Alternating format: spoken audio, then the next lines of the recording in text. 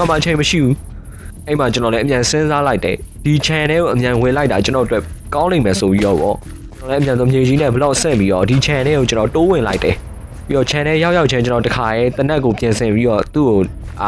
တခါရဲအပိသက်ပြတ်တက်လိုက်မယ်ပေါ့ကြည်ကိုကျွန်တော်ခဏဖြည့်နေလိုက်တယ် channel မှာတော့ကားတွေရှိရယ်တနက်ပြည့်လေးချင်းနဲ့ကွင်းတွေရှိရယ်လူရှိမရှိရအောင်ကျွန်တော်မသိသေးဘူးအဲ့ကောင်ကျွန်တော်အရင်ဆုံးဖြည့်ချင်းရအောင်ပဲကျွန်တော်အတက်နိုင်ဆုံးရအောင်လိုက်ပြတ်တယ်ဒါပေမဲ့နောက်ဆုံးမှာတော့ဒီကောင်လည်းအခန့်နိုင်ပါဘူးသူမလိုပဲကျွန်တော်ရှီကနေထွက်ခွာသွားပါပဲကျွန်တော်စိတ်တော့အေးချမ်းသွားတယ်โอเคသူများ channel ကိုတော့ကျွန်တော်ရောက်လာအတိမပေးပါမပေးနဲ့ကျွန်တော်ဝင်ချင်တိုင်းဝင်လာပြီကနည်းနည်းတော့ရိုင်းသလိုဖြစ်သွားတယ်ဒါပေမဲ့ကျွန်တော်အဲ့လိုမှမဝင်လို့ရှိရင်လည်းကျွန်တော်ဟိုကောင်းလက်ချက်ကြောင့်ကျွန်တော်ခုချိန်မှာချောနေလောက်ပြီအေးခဏနေပါဦးကျွန်တော်လူကောင်းပါကျွန်တော် infinite ကူးဆက်ခံထားရမဟုတ်ပါဘူးတောင်းပန်ပါရကျွန်တော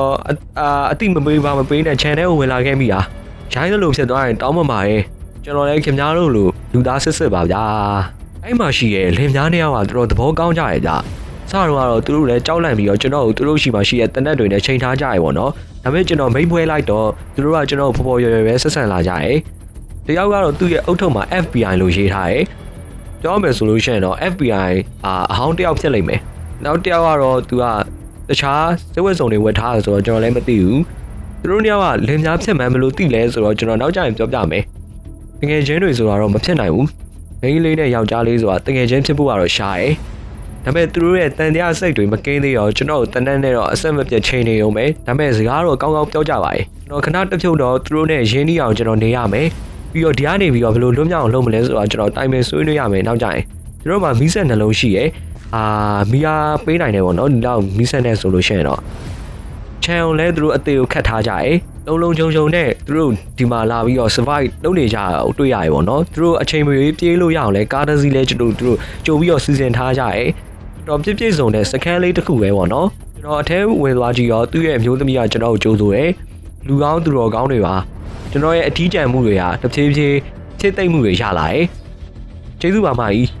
သူတို့ရှိမှာတော့ရိတ်ခါကတော့တော်တော်ပြည့်ရှံတယ်စပိန်ပေါင်မုံတွေပြင်သစ်ပေါင်မုံတွေပြီးတော့စားတောက်တွေကလည်းအစုံပဲပေါ့နော်ပြီးတော့စပိုးဆောင်မှာလည်းသူတို့ချက်ပြုတ်ထားတာတွေအများကြီးရှိရယ်ချက်ပြုတ်လို့ရမယ်ပျက်စီးကောင်းတွေလည်းအများကြီးရှိရယ်ပေါ့နော်ပြောမယ်ဆိုလို့ရှိရင်ကဘာပြက်ကြီးထဲမှာတီရှိနေရဲ့ခန်းသားရဲ့ကဘာငယ်လေးတစ်ခုကိုသူတို့ဖန်တီးထားကြတာပဲတော်တော်လေးစားဖို့ကောင်းတဲ့လင်များနှစ်ယောက်ပေါ့နော်နောက်ပြီးတော့ကျွန်တော်အဲ့မှာတီးလိုက်ရတာကအောက်ကိုဝင်တဲ့မြေအောက်အပေါက်တစ်ခုရှိရပဲအဲ့မှာသူတို့နှစ်ယောက်မွေးထားတဲ့သားလေးတစ်ယောက်ကိုကျွန်တော်တွေးလိုက်ရရေပေါ့နော်ဆိုတော့သူတို့မှာသားရှိနေရပဲဒီမြောက်ခန်းကတော့သူတို့အတွက်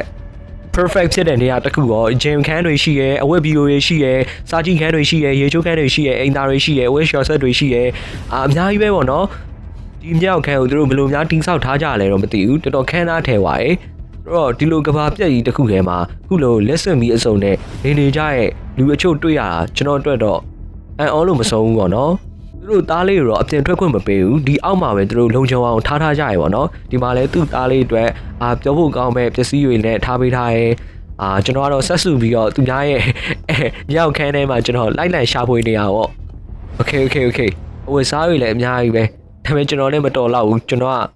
နည်းနည်းဝါရဲဆိုတော့သူတို့ဝယ်စားတွေဝယ်မိလို့ကတော့သွားပြီးရိုင်းရကြလိုက်မယ်မဝယ်တော့ပါဘူးခုလိုနေထိုင်ခွင့်ပေးုံတင်တဲ့ငါကျေးဇူးတင်နေမိပါပါကျမ်းမာရေးအတွက်လည်းသူတို့အထူးဂရုစိုက်ကြရပေါ့နော်ဒီမှာ gym ခန်းတွေရှိရဲဘယ်ကနေမလာကြရလဲတော့ကျွန်တော်လည်းမသိဘူးဒါပေမဲ့သူတို့ဒီဟာကြီးကိုစောက်ဖို့တော့တော်တော်အချိန်ပေးလိုက်ရမှာပဲ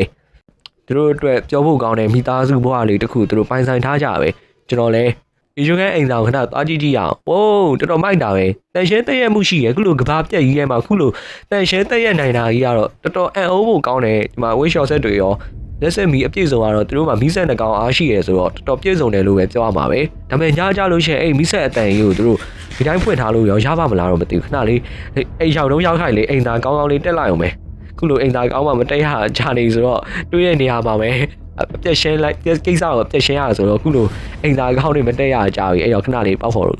တက်လိုက်အောင်ပဲကျွန်တော်လည်းသူတို့သားလေးအတွက်ပိစာတခြားမရှိရနဲ့ကျွန်တော်ရဲ့ဟမ်ဘဂါတစ်လုံးကိုကျွန်တော်ပြည့်ကျွေးလိုက်တယ်ဒါပေမဲ့ကျွန်တော်အပေါ်တက်လာတဲ့အချိန်မှာတော့ကဲဂျမာကြီးကပြောင်းလဲသွားရင် Hey what the fuck is that ဘာကောင်ကြီးတို့အေးရမပေးကူကြီးဒါလေးမကြောက်နဲ့ခဏလေးဦးနောက်မှာပဲနေနော်ဦးတောင်ဖြစ်ကုန်ပြီငါကောင်ကအသက်ကြီးအောင်လုပ်နေပြီကိုကြီးနောက်မှာပဲနေညီလေးဖြစ်ရမှာပေါ့အေးငါလည်းအသက်အဲ့လောက်မကြီးသေးပါဘူးညီလေးနောက်မှာပဲနေမဟုတ်ပါဘူးကိုကြီးနောက်မှာပဲနေ ဘာကောင်တွေတော့အဲ့ချိန်တော်တွင်မှာပဲကျွန်တော်အပြင်မှာပြစ်ခတ်မှုအတန်းတွေကြားနေရတယ်ကျွန်တော်လည်းဝေကူလို့ပဲဒါပေမဲ့အတန်းလာကအလွန်ကြောက်ဖို့ကောင်းတယ်ကျွန်တော်က short gun ပဲရှိတာခုချိန်ကျွန်တော်အပြင်ထွက်သွားလို့ရှိရင်ဒီကလေးကိုစောင့်ရှောက်မဲ့လူရှိမှာမဟုတ်တော့ဘူးဒါနဲ့ကျွန်တော်မနေ့ရောက်တဲ့အထိကိုစောင့်လိုက်တယ်ဒါပေမဲ့မနေ့အရောက်မှာတော့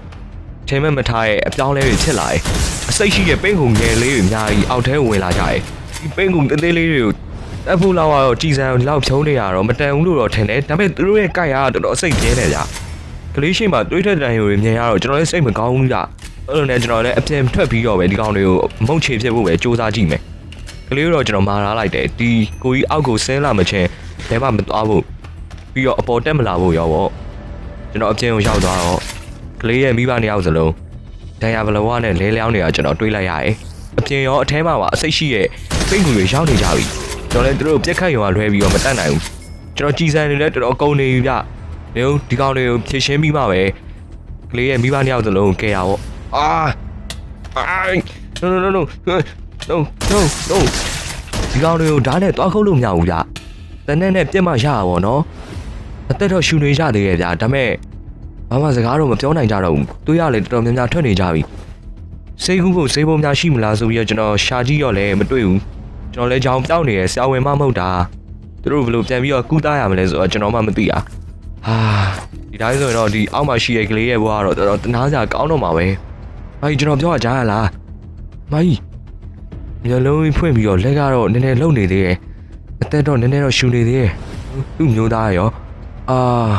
လူပဲကွာနှစ်ယောက်စလုံးကတော့အသက်ရှိနေသေးတယ်မင်းညဒီပိတ်ဟူတွေကြောင့်နေမှာအများကြီးကျူးကျော်ဝင်ရောက်လာကြရထင်တယ်ဒုက္ခပါပဲအများကြီးပဲဘလို့များဒီ channel ကိုဝင်လာကြလည်းမသိဘူးပိတ်ဟူတွေကတွေ့တက်နိုင်တာပဲဒုက္ခပဲ noပြစ်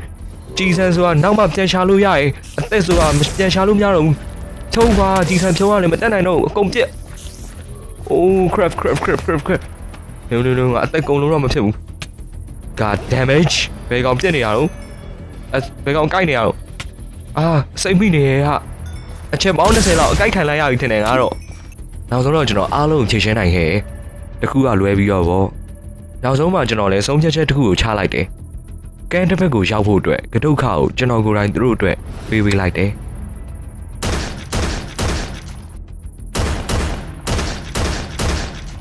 ဖြစ်တဲ့မြကိစ္စတွေကိုကလေးတီးလို့တော့မဖြစ်ဘူးသူပြီးလို့ရှိရင်ငငယ်ရွယ်နဲ့စိတ်တန်ရာကြီးကြီးမားမားတစ်ခုရသွားလိမ့်မယ်အဲ့တော့သူ့ကိုလိန်ဖို့အတွက်ကျွန်တော်ဇက်လန်တစ်ခုဆင်းရမယ်ကျွန်တော်ဒီလိုပြောလိုက်မယ်သူမိဘတွေကအကြောင်းတစ်ခုကြောင့်သွားနေကြပြီဒီနေ့ကနေပြီးတော့ဗောအဲ့တော့တားတော့တားမိဘတွေကကိုကြီးနဲ့ချိန်ခဲ့အဲ့တော့တားမိဘတွေရှိတဲ့နေရာကိုကိုကြီးကိုခုသွားမဲ့အချိန်ပဲဆိုပြီးတော့သူ့ကိုဒီနေ့ကနေပြီးတော့ခေါ်သွားလိုက်တော့မယ်တော့ဆိုတော့ကျွန်တော်ခုဘာလို့မြေချင်းတူးနေလဲဆိုတာအောက်ဖို့လို့လည်းတတိထားမိကြတော့မှာပါဒါတော့သူတို့လေးစားသမှုပြရနေနေပါအမတ်သားလေးဖြတ်အောင်ကျွန်တော်အပေါ်တော့ကြောက်တွေနဲ့ပို့ဝေးလိုက်တယ်နှုတ်ဆက်ခဲ့ပါလေကိုလူလူကြီးစိတ်ချပါကျုပ်ခင်ဗျားတို့ကလေးကိုတေချာစောင့်ရှောက်ပါအိမ်အောင်ဆင်းတော့ကျွန်တော်ကလေးကတော့ဘာမှသိမချဘူးကျွန်တော်လည်းသူ့ကိုကျွန်တော်ရေးထားတဲ့ဇလန်အတိုင်းအကြောင်းစုံပြောပြလိုက်တယ်ဒီနေ့ညတော့ကျွန်တော်ရမ်းပင်ပန်းနေပြီကသူတို့မိဘတွေရဲ့ကရင်မှာပဲကျွန်တော်ခဏအိမ်မရမယ်နောက်ပြီးတော့အိမ်ညပို့ပြီးတော့စိတ်ချရအောင်လို့ဆိုပြီးတော့ကျွန်တော်ရေချိုးကမ်းမှာပုံနေလိုက်ကြတယ်ဒါပို့ပြီးတော့ save ဖြစ်လိမ့်မယ်ဒီညလည်းဘာတွေထပ်ပြီးတော့ရောက်ချလာမလဲဆိုတော့ကျွန်တော်ကြိုးမသိနိုင်တဲ့အတွက်ကြောင့်ကျွန်တော်အတန်တော့အတက်နိုင်ဆုံးမကြံအောင်လို့တော့ပြောနေရတယ်ကျွန်တော်လည်းမထူးတော့ပါဘူးဆိုပြီးတော့မအိတ်တော့မနေ့ရောက်တဲ့အထိကျွန်တော်ထိုင်ဆောင်နေတယ်ဒါနဲ့ကျွန်တော်မနေ့အရောက်မှာတော့အပြင်ထွက်ပြီးတော့တန်ရှင်းကျွန်တော်စားလုပ်တယ်သွေးကွက်တွေကိုဒီလေးမြင်လို့ရှိရင်တော်တော်လှန့်သွားလိမ့်မယ်အဲ့တော့ရှင်းလေးတွေတစ်ခါလေးလှုပ်လိုက်တယ်အဲ့မှာကန်ကောင်းချင်တော့အားလုံးရှင်းပြီးသွားပြီးရဲ့အချိန်မှာ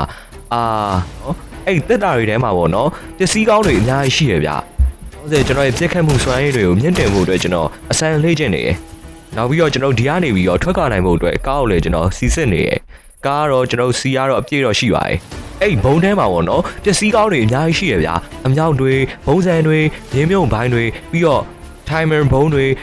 ပြီးတော့လက်နက်ကြီးတွေအများကြီးရှိရပေါ့နော် RPG တို့ကအစတကယ်ကိုကောင်းတဲ့လက်နက်တွေအကြီးကတ်တွေပြီးတော့ကျွန်တော်အာမာတစုံပါတွားတွေ့ရဆိုတော့ဒီကလေးရဲ့မိဘတွေကလက်နက်ခဲယမ်းတွေကိုတေချာသူတို့ထိန်းသိမ်းထားကြရဆိုတော့သိလိုက်ရတယ်တော့လည်းတစ်ခုမကြံအားလုံးကိုကျွန်တော်ယူလိုက်တယ်နောက်တစ်ချိန်မှာဒါတွေကတကယ်အသုံးလို့လာမှာမလို့ပေါ့တချို့ဟာတွေတော့ကျွန်တော်ရဲ့ backpack ထဲမှာထည့်လိုက်ပြီးတော့ဝတ်စုံတွေတော့ကျွန်တော်ဒီတိုင်းပဲဝတ်ချလိုက်တယ်ပေါ့နော်အာမာတွေကတော့တော်တော်ကောင်း